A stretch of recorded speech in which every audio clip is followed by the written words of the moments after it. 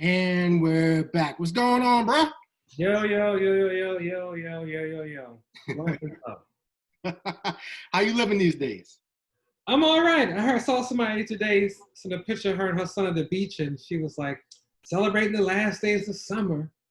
And I was like, ah. Like, when did it start?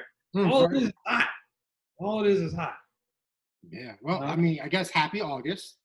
Happy August. Is upon us. Happy birthday, James Baldwin. Yes.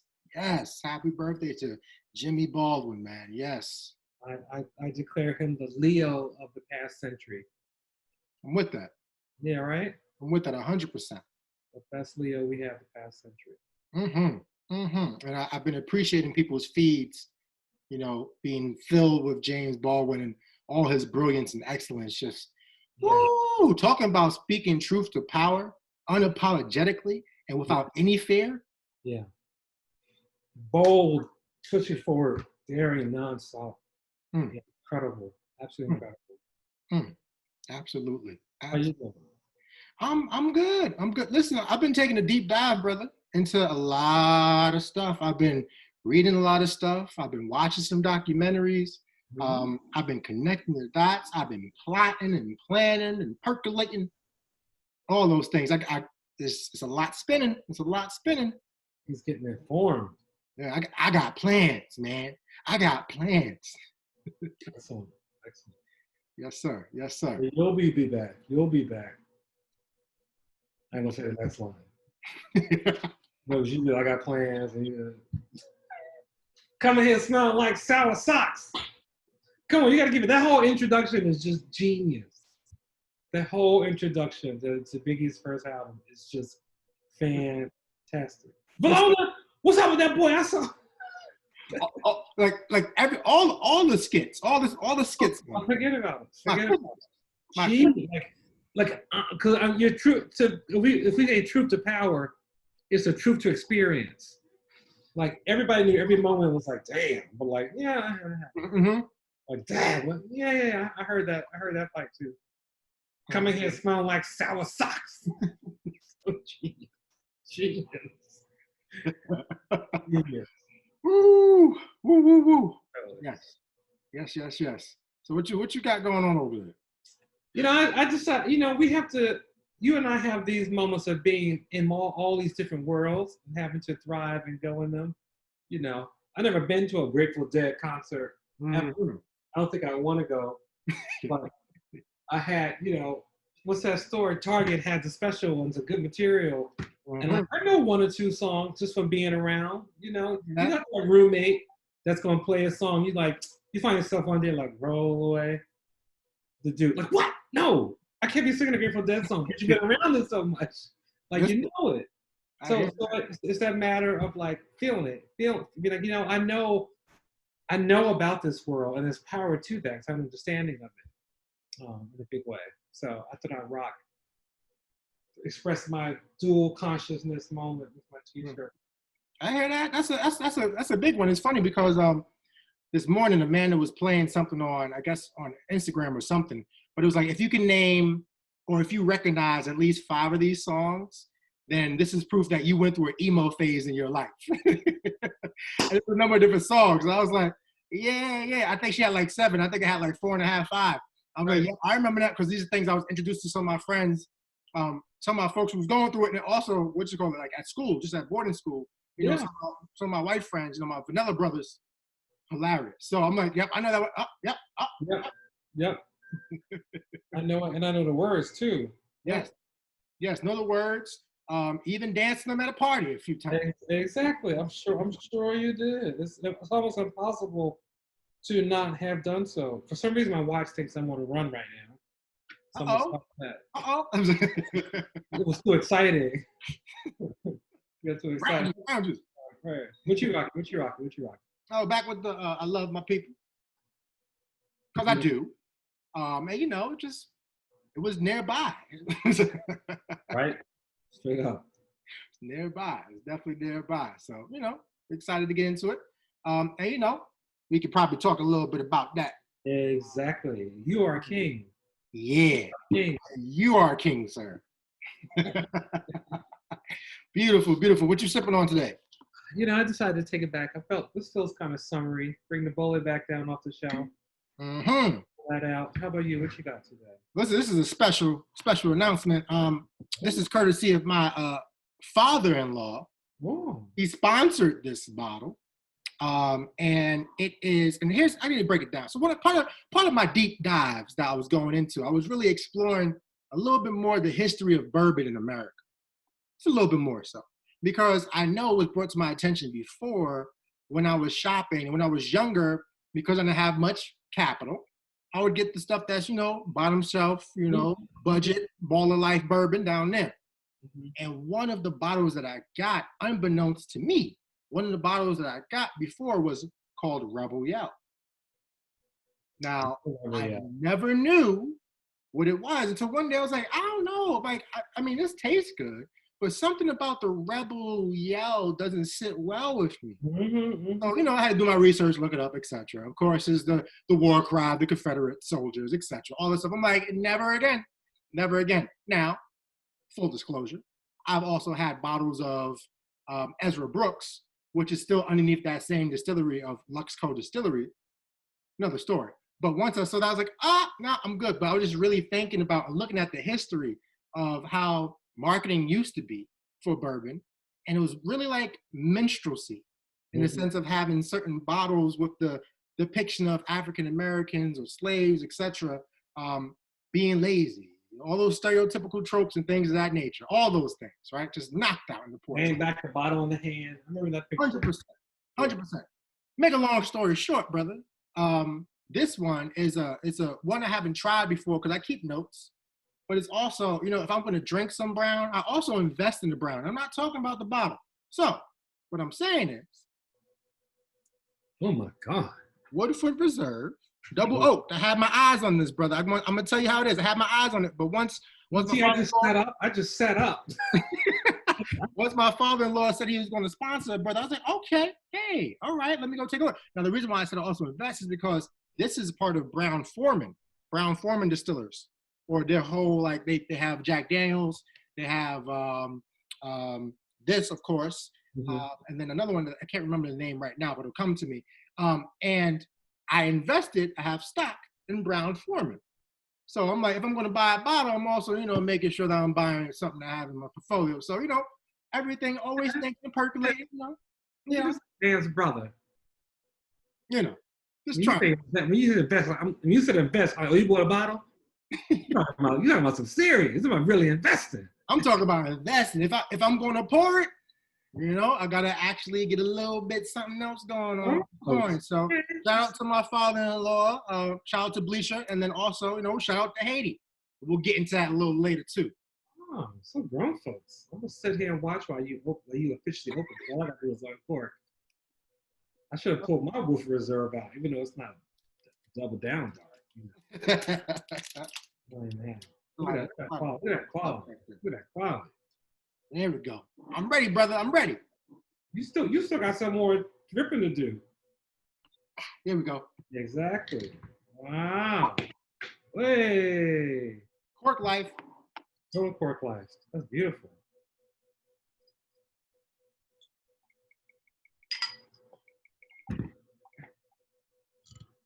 Ooh, look how dark it is. Let me see. Hold it up. Look at that. Oh. That's a nice one, dude. Yeah, man. Listen, I told you I'd be taking notes on my distiller app. I'm like, one day. And, things happen and all of a sudden, works out. But you got to be prepared. Got to stay ready. This is true. Got to be ready. Yes, sir. I'm impressed. Once again, got me sitting up in my seat. I'm all like, oh, what's that? This is my version of Hill Rock now. Much respect. We'll see how it is, though. So what you want to toast to today? Well, first of all, I'll shout out to my father-in-law. So shout out. Yes. Toasting to, we can toast to royalty. Royalty. I'm with it. Toast to royalty.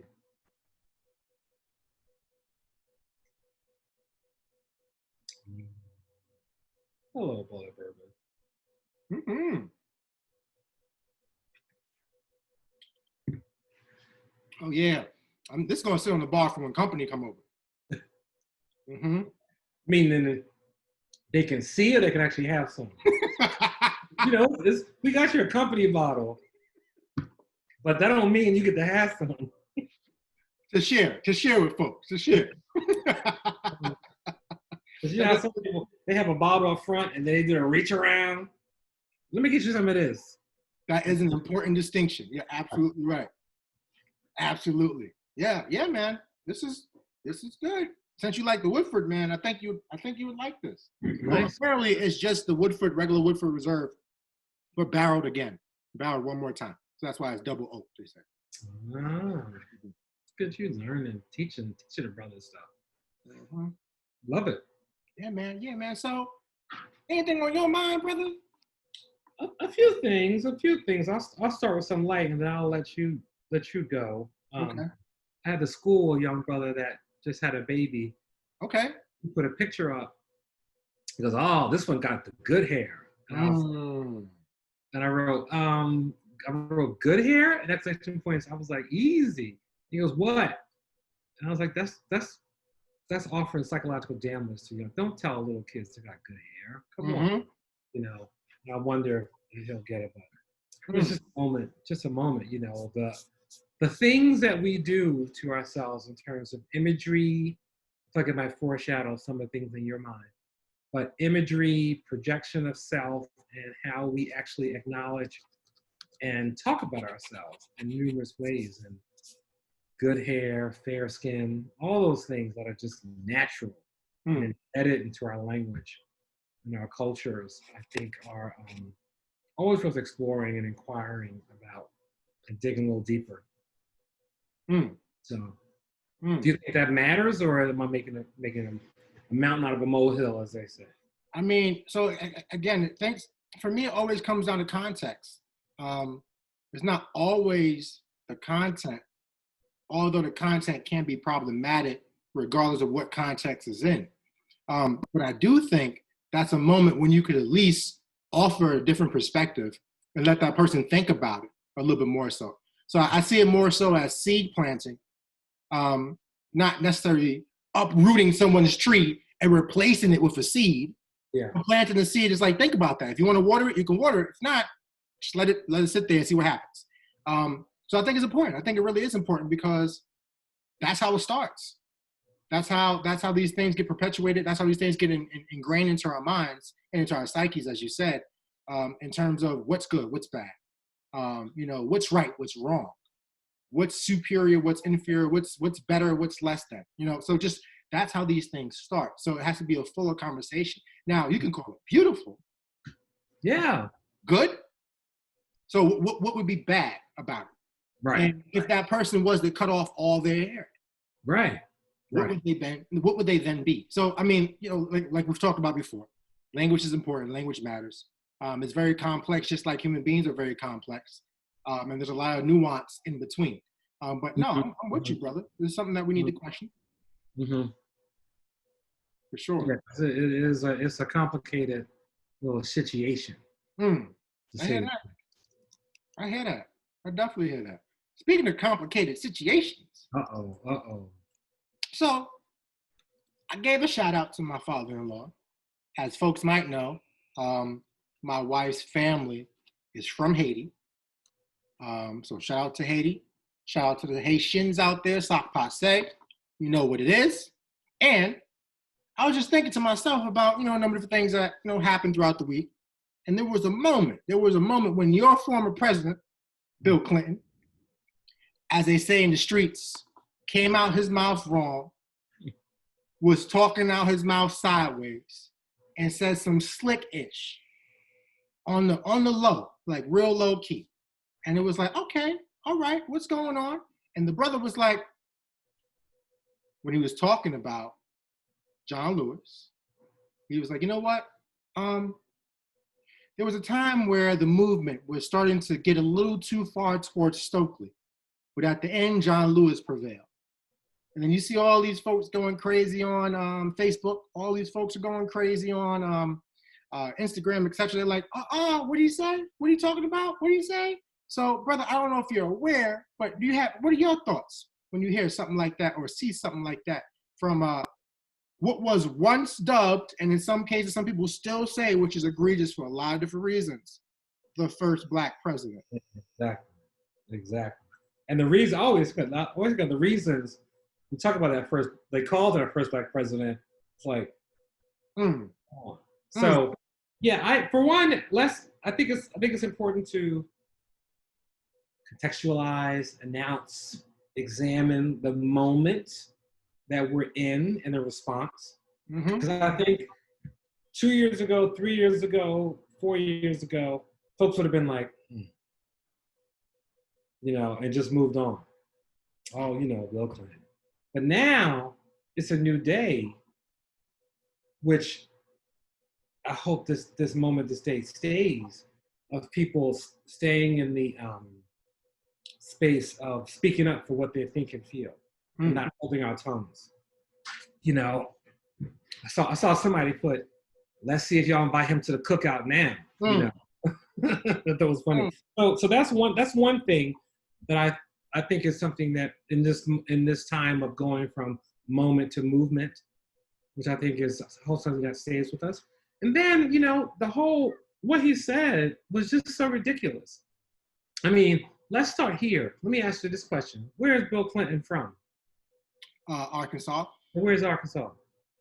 In the deep South. Exactly. You see the Arkansas flag? Yes.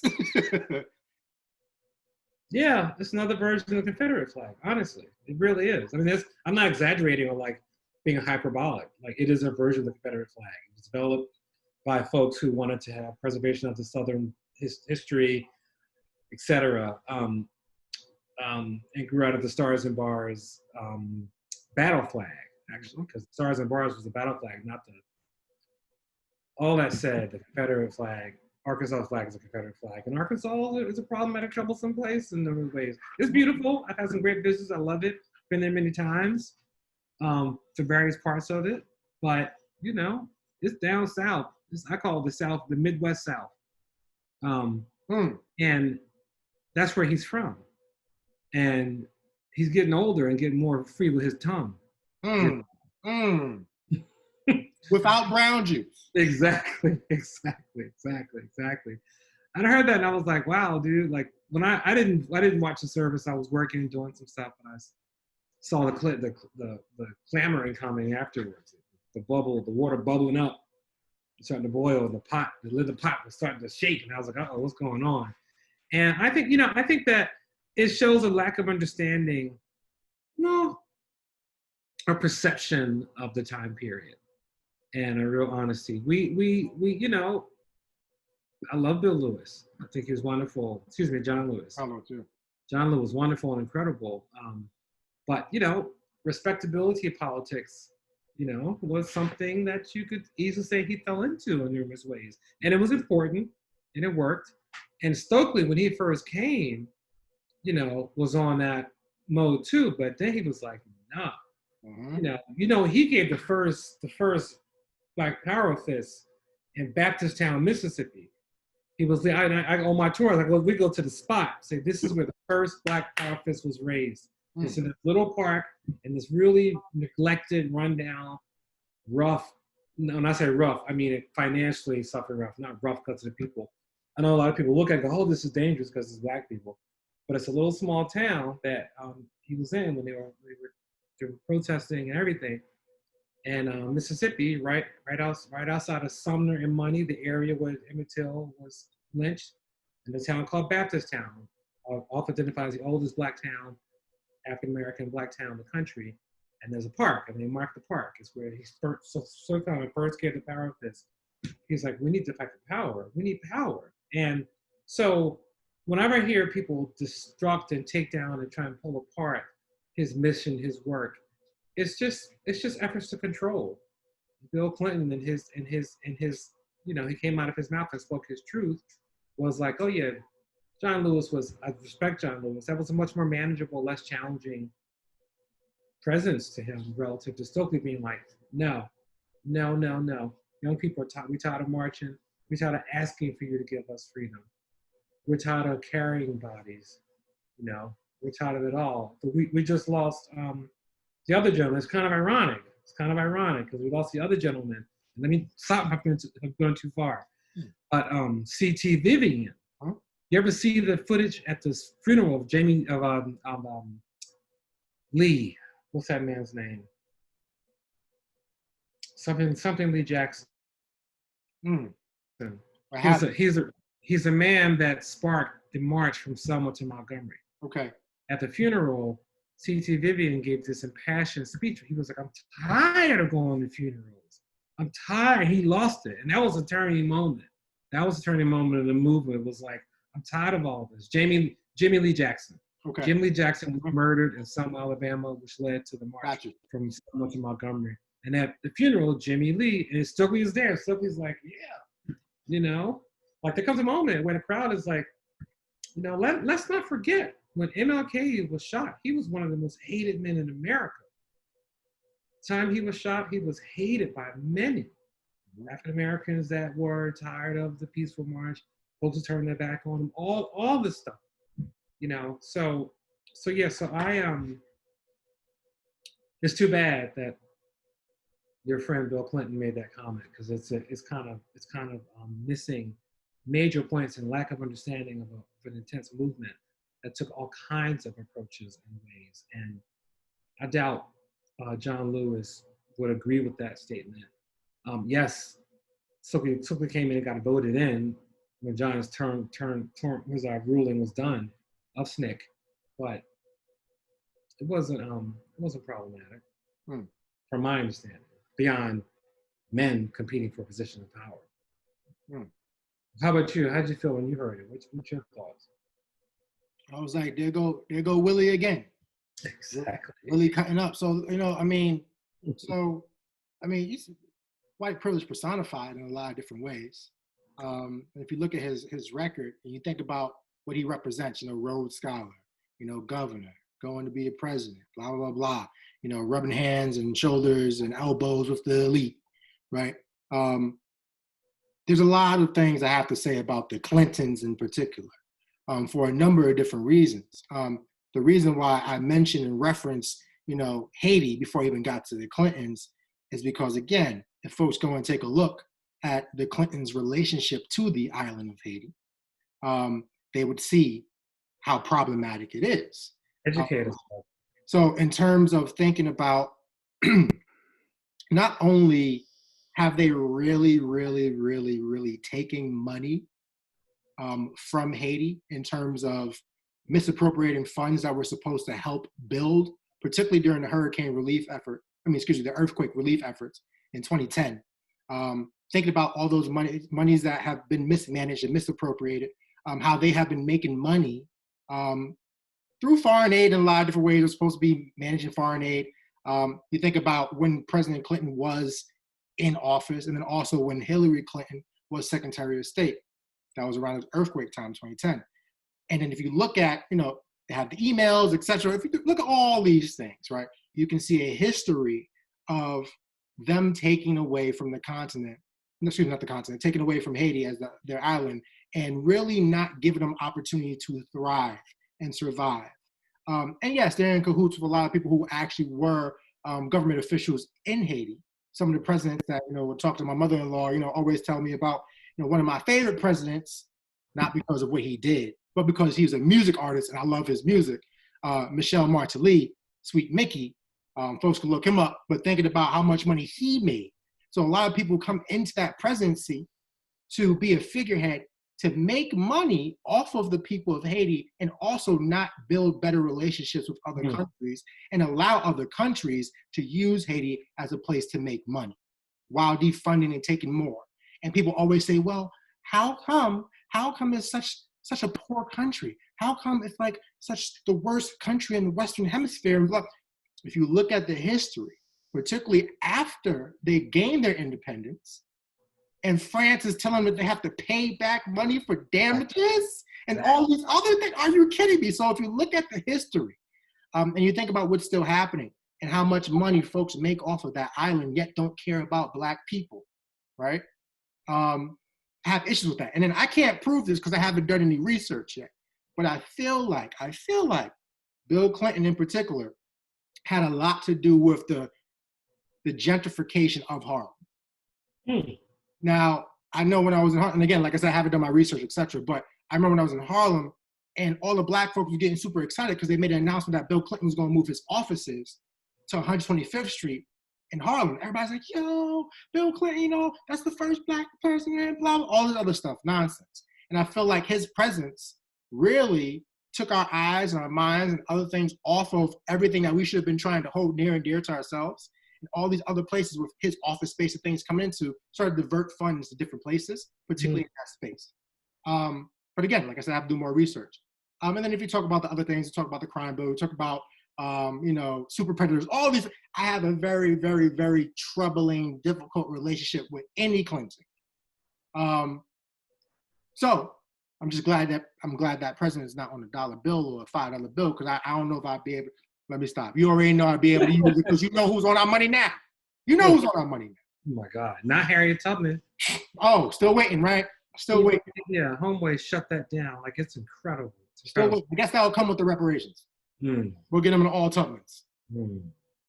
So that's why I am, brother. So when and the thing, what makes it so egregious is,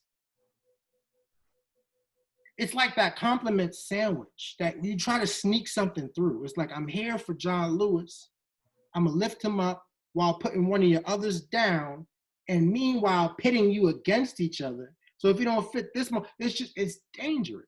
It's totally dangerous and consistent with history. You know, the moment Haiti became liberated and won, there was a whole campaign to keep folks from celebrating, keep the country from thriving and moving forward. We're talking Napoleon. Napoleon,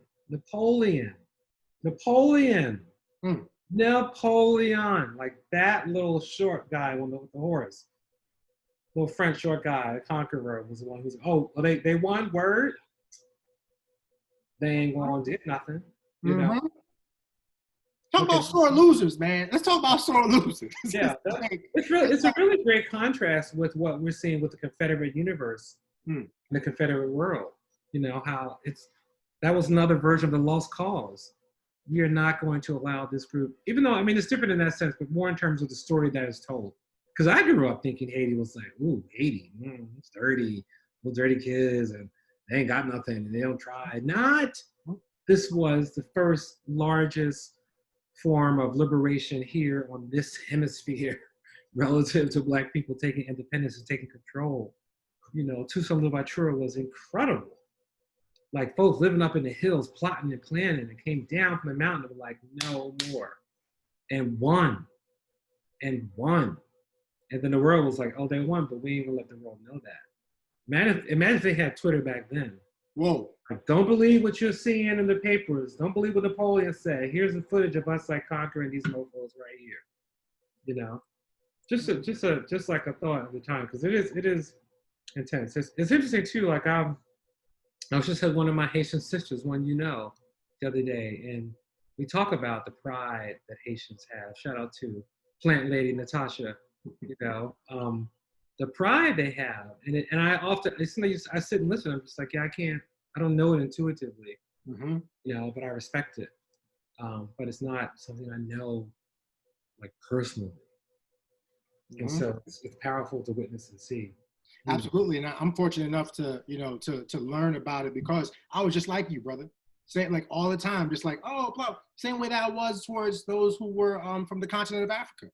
And it's just about, oh yeah, you know, all the names and stuff we used to call them, all the foul, derogatory stuff. Again, another way to divide and conquer. Another way to make sure that we don't see each other for being just like us, connected, a part of diaspora, and seeing all the different beauty and how we can use our collective energy to form synergy to actually do the things that we need to do to further liberate ourselves. And just thinking about what we've seen time and time again. The minute folks of color, particularly if you've seen Black folks across this globe, whenever they revolt, whenever they rise up, there's often a white backlash. Often. And we see it in so many different spaces. Now, it might be one that's violent. There might be one that's economic. There might be one that's media driven. There might be one that's just, making you feel like, you know what? Sorry, you still have to give us money. I know you freed yourself, but you have to give us money. And just think about those things. And yeah, it's deep, brother. It's deep. So to hear him say something like that at that space and take that moment opportunity, just for what? The worst timing. The worst timing. It feels like the only rise up they like is a song at the end of one of the slave narrative movies. You know, what song was that? What song was that Common and Homegirl had? That was Rise Up, Andrea Day from Glory, I think. Or is it Glory? Glory. Yeah, I think. And then Rise Up was the song Rise Up, Andrea Day. Yeah. It's always the same song after every little black movie. It comes toward the end. It has the same timbre, the same soundtrack. Like that. Like that. But don't be real about it. Go break the song, get an award, give 4 or 5 people some money, make some people feel good. But when it comes to true liberation, keep saying good hair. Keep saying fair skin.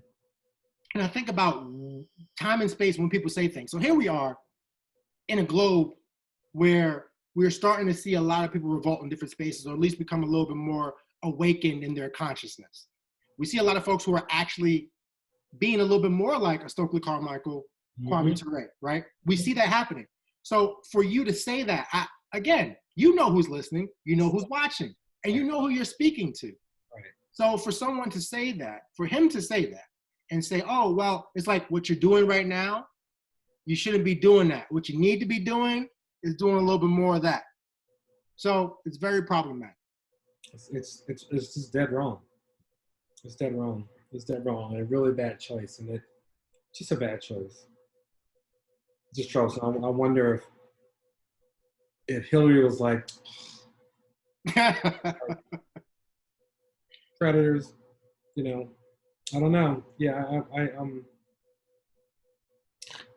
I said I don't know, but I do know because it's consistent.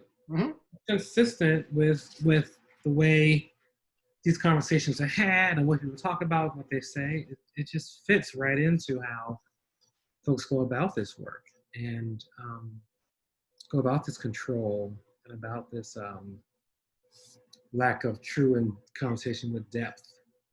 And people don't really want change. People don't want change. People say they want change. When you ask them to change, that's when they all get like, I don't know about it. Nobody do that. So I am, for me, it's consistent. That's the word that comes to mind. Just disappointing and consistent all at the same time. And it's like, let's not forget, it's not just Bill Clinton. No. He's a former president that served for 2 terms, right? And then it's like, okay, not only that, he was also in politics before. Not only that, who does he talk to? Who has he been a part of in circles, etc.? So if you want to know what the world thinks or what America thinks or the people who run America think, we see it. We see it. They're nothing but politics. He went to Yale, met homegirl, fell in love, and then came back, had one office, lost, got another office, and then became governor, and then became president. Like, it's real. This is a national spokesperson. He's in the history books. And I'm not trying to talk about value judgment, but it's interesting that a person such as him, who had his own issues, is over here trying to applaud one way over the other. Yeah. So I mean, mistake. Yeah. Mistake. And also very clear. When you bring it to today's context, it's very clear what's being communicated in terms of how y'all should be behaving. Exactly. Pack it up and leave. Go home. You won. Did anybody else who stood up and spoke respond to that? Not to my knowledge. Not to my knowledge. I would have to check that out. But I don't think anyone did. At least not there in real time. I don't think anyone did. Yeah. I've seen more of a grassroots response from the common folk. Yeah, we have the story that Stokely wasn't perfect, but who was, and I mean, from my understanding, at one point he made a commentary about women in the movement, and he said it jokingly, but it was just real bad timing, and real bad. And think about that. Think about how I'm just very aware when it comes to racism, how easy it is for us to pull down each other in the world, to pull down Black people and to find the problem in Black people, as opposed to the beauty, the joy, and the gift. Like the problem is so easily seen first, as opposed to the gift and the joy and exceptionalism. Whenever there's exceptionalism, you do what Napoleon did and put a tax so they can't ever breathe. You put your foot on their neck, kill them in the street. You know, them, us. Absolutely. Absolutely. So, you know. How's that Woodford? You know what? It's good. Got to tell you, it's good. Let's see.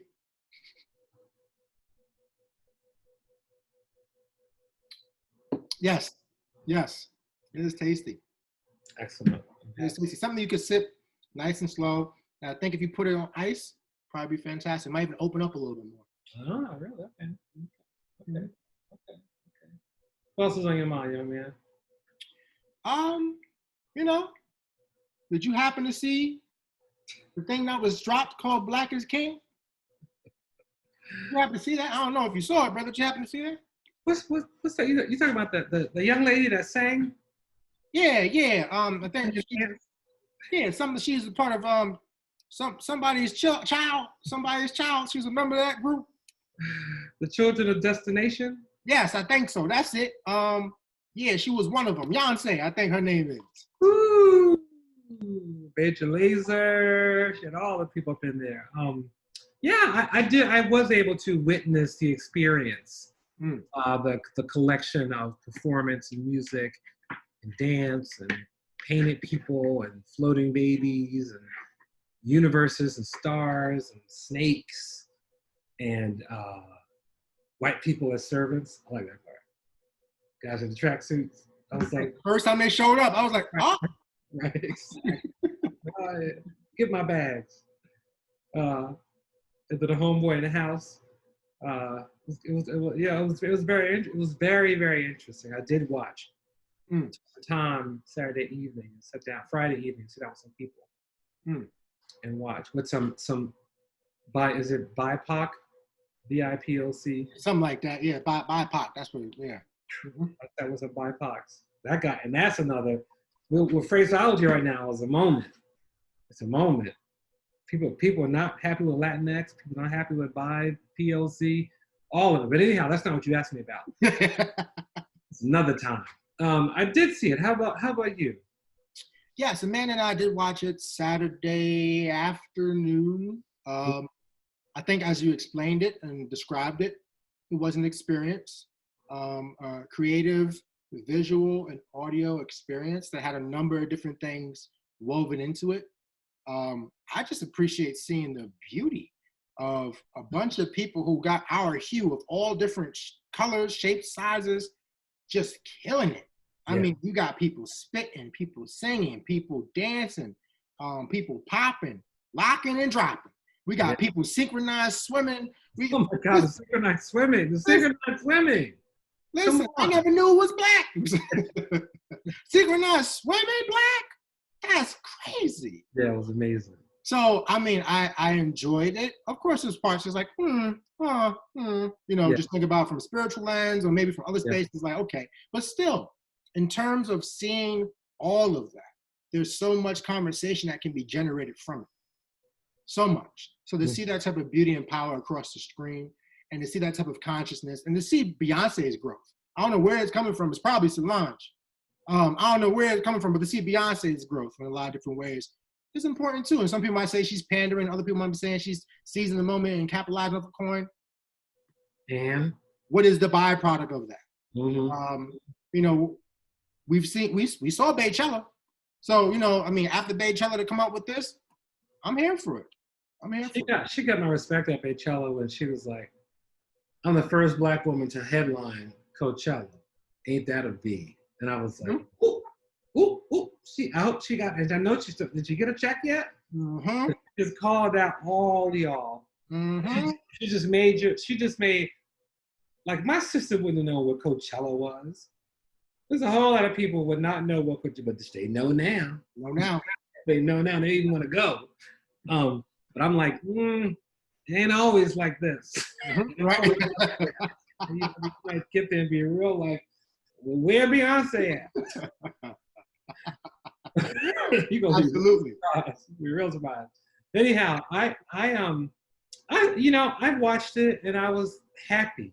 I was like, this is fantastic. I had a friend who spends a lot of time in Africa, really intelligent system, brilliant system. Spent a lot of time in Egypt and in various other places on the continent. And she said, folks back on the continent are looking at this kind of sideways, like, well, what's she going to do? What's going to happen? And I was like, well, what about all the people she gave exposure to? She said a lot of people also were like, not so sure. And I was like, okay, well, my thought is like, Africa's a huge continent. Let's just say Africa's uninhabited. That's crazy to say. Like certain parts of Africa are inhabited. It's like saying something happened in Iowa, like, oh, America's unhappy with this. It's like, now that's one little tiny. So that's hard for me to talk about and criticize. But it's pop culture, and this may upset some of our watchers. It may upset you. I'm not sure, but this is my like level of reading and comprehension. I love Maya Angelou.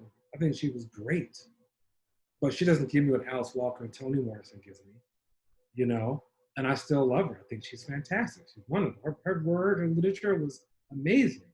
She read that poem at the Bush's inauguration. Still I rise. It was amazing. And she's an incredible dancer, performer, singer, actor. She was like a quadruple threat, if not and more. So I totally respect her.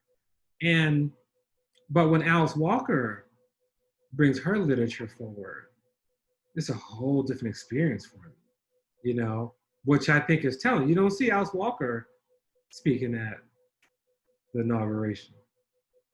It's a little bit too much. She got a little bit too much truth up in her, Yeah, that Steven Spielberg made The Color Purple, but even she was like, this ain't what I was getting at. Talk about it. Okay, Toni Morrison's another level. It's totally different.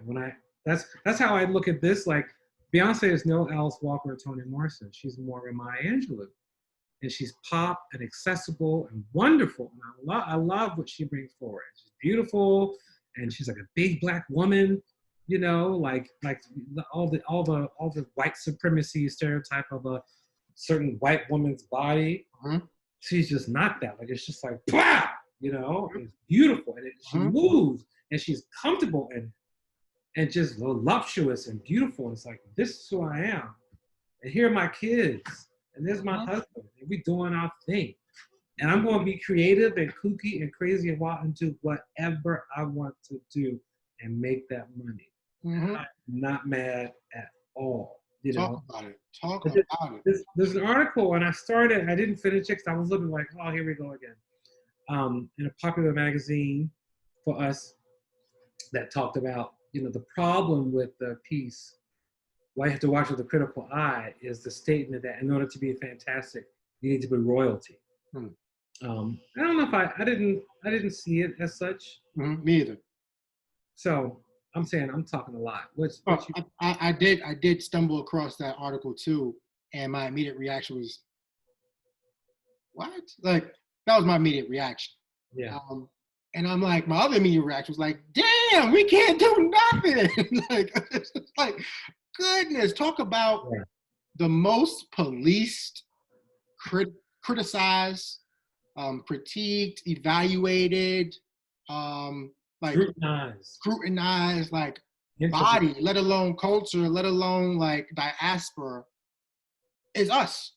Like, no matter what we do, there's always gonna, well, I mean, and that's even within our own people. It's like, again, this whole mindset of we're putting this out as the only experience, or we're putting this out as one thing that represents everyone.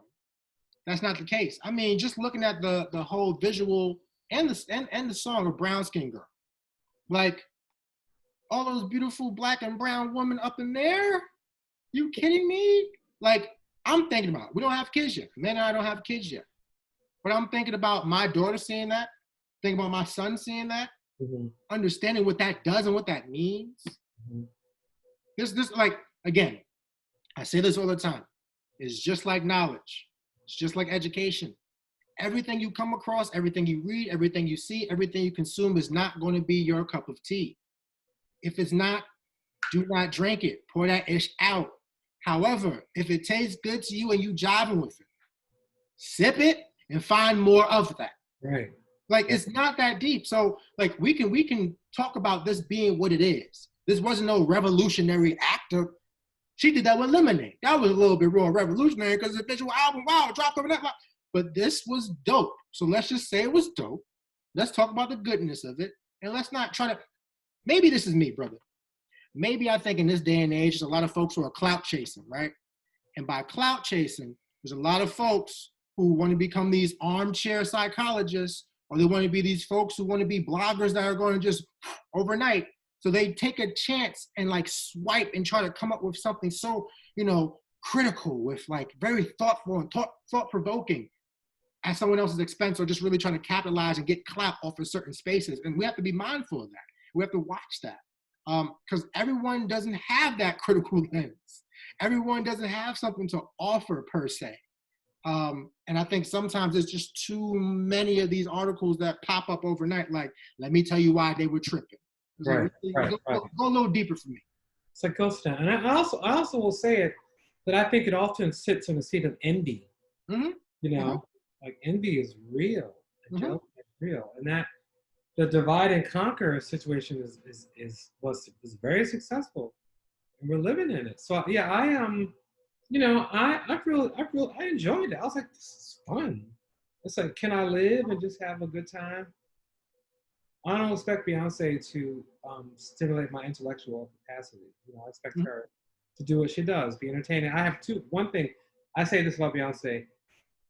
She shows up to win the talent show with every performance. Every performance, like, I'm gonna win a talent show. Come on, we got this stuff. Everybody, information, let's go. And then I think also, lost my thought. In terms of how we see things, let's come back to me because I got so caught up in that winning the talent show notion that I forgot my other point about. My other little point. So I have a cousin and his daughter. She's my second cousin, his child. She went to one of these predominantly white institutions. She's having a hard time because some kids were like, she's a black girl, beautiful black girl, beautiful. She's in college and coming to her artistic self, and it's great to see her go forward and learn who she is. I remember, she probably doesn't remember this. When she was a little kid, she's like, yeah, the kids will give me a hard time, because I have thick thighs. And, she's a black girl. She got thick thighs. She got it from her mom and her grandmother and my people. And she's like, just feeling a little like insecure about it because she wasn't thin like the little skinny white girls, or the other girls who were just different size. And I was like, the next time somebody comes for you and makes fun of you, just say Beyonce and walk away. That's all you gotta say. Don't entertain them. Don't try to prove anything. Just say Beyonce and walk away. Show me one of their people that is as powerful and as big and as dynamic as that. You live in your beauty. And don't let these people who are projecting notions of white as being the most perfect and beautiful, the slender mold, all this stuff. Like, no, that's one version, but that's not the standard of beauty. I mean, it goes right back to good hair, and I think Homeboy had the best intentions to celebrate his child. And I was like, that's a problematic message to say to someone a few days old, because what you want to say in the future, and we don't catch ourselves in that. I've been in that fight with my family. Well, she do got good hair. It's like, well, what does that mean? We got some Indian in us. And it's like, we all got Cherokee according to the folklore. Right? Exactly. We all do. I love how hearing those kids step forward was like, that's just not true. It's like, it's just not true. We think that we got more white in you than Indian, so let it go. And that's just the bloody, nasty history of America. So yeah, so I thought it was great. I loved it.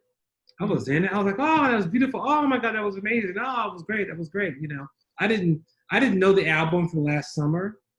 And I was watching with somebody who knew all the words. Like, oh, she was like, she turned the song around. It was our Haitian friend. I watched it with her. And she went in, you know, and she was just so happy afterwards. And I was like, this is what it's about. Like seeing yourself up on the screen, beautiful, and being able to participate in it. All of it. And it production-wise, it was done to death. Of course, and answer this for me, good brother. Like, and no disrespect meant in any way, shape, or form. Can you imagine the alternative of that being an all-white production? Oh, is it possible? I mean, of course it's possible. But how would it look? Here's the thing: is it's done it again and again, and it's given all the money and all the awards in the world and celebrated as incredible. Like, that was amazing. And it's like, nah, it was okay. You know, you ever been in that space with the crowd being like, oh, blown away? And you're like, oh no, it was fine. You know, it wasn't no Beyonce, but you know, you laugh because you know you've been there. You've been there in that space. Just watching, you're like, breathtaking. Right, totally. Oh, an award.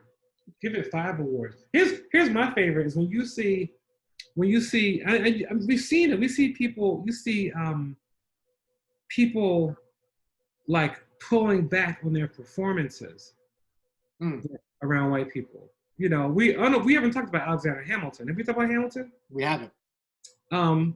Think about how so much of the world loves the King Richard performance, and he's good. He's good. And I actually like that actor, and I'm with it. He gave a great performance, but it was mofos doing like 5 and 6 decades of rap style. They're going and performing and dancing on a circle and like dancing on beat and rocking and rolling. And Homeboy came out with like 2 songs. It was, oh my God, he was so fantastic. And it's like, he was good, but how about these? I mean, once I was with some friends, and when I was in college, my semester abroad, I came to Columbia University, my first time in New York, living in New York, spring of '92, age of myself. Were you even in high school by then? No, you probably in 7th grade. No, sir, I wasn't in high school yet. Truth be told, I was not in middle school yet either. Yeah, you had to say it like that. Anyhow. Uncle André talking. Uncle André's talking. Why are you jumping in? I was here, and there was a woman who I have respect for. We're in the program together. We're all teaching in New York City. We're teaching in Harlem, teaching around the city, doing this great project. I was at SPES. I think she was at CPE, you know, like doing the thing, like in it. And we're hanging out one night talking, and she's like, Harry Connick Jr. is proof that jazz is real music. Mm-hmm. My like early 20s self, I was probably 21, just turned 21. It was the spring of '92. So I'm sitting here like, didn't know how to really respond to that. And was like, Ella, Dizzy, Herbie Hancock, you know, all those, Miles Davis, you know, all those, and you feel comfortable saying Harry Connick Jr. is proof that jazz is real music.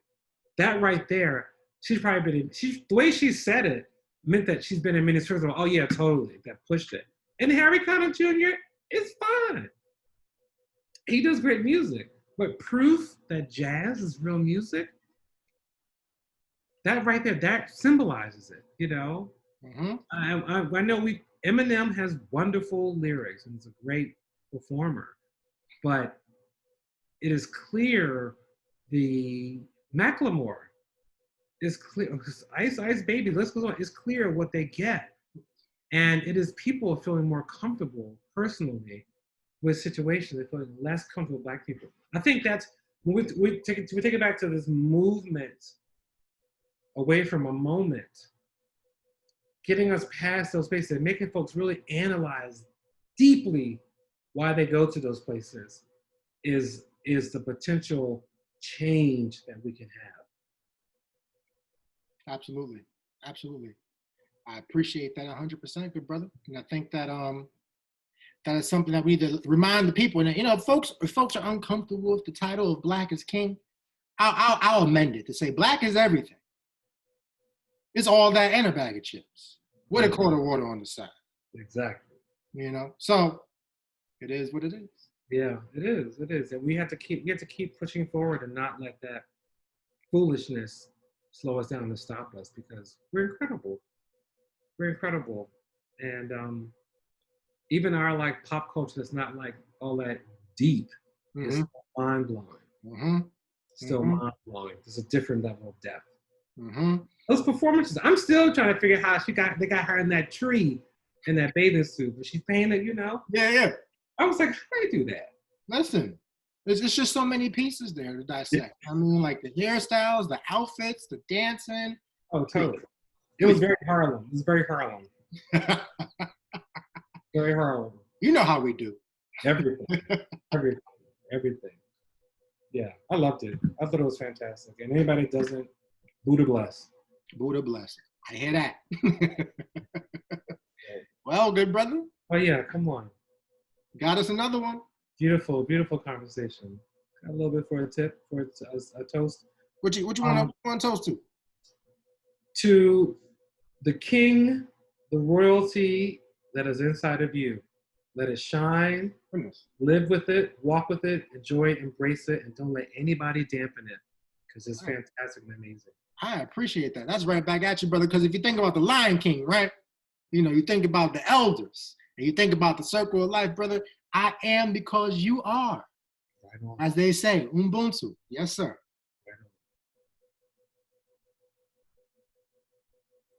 Right on. Brown Juice Barbershop, baby. All day, every day. Exactly. It's really Mondays and Thursdays, but I was like, oh. We here though. We here. We got you. Just go to YouTube. It's there. It's there. We there. Well, excellent. Always a pleasure, brother. Till next time. Right on. Till next time. Peace. Peace. Brown Juice Barbershop.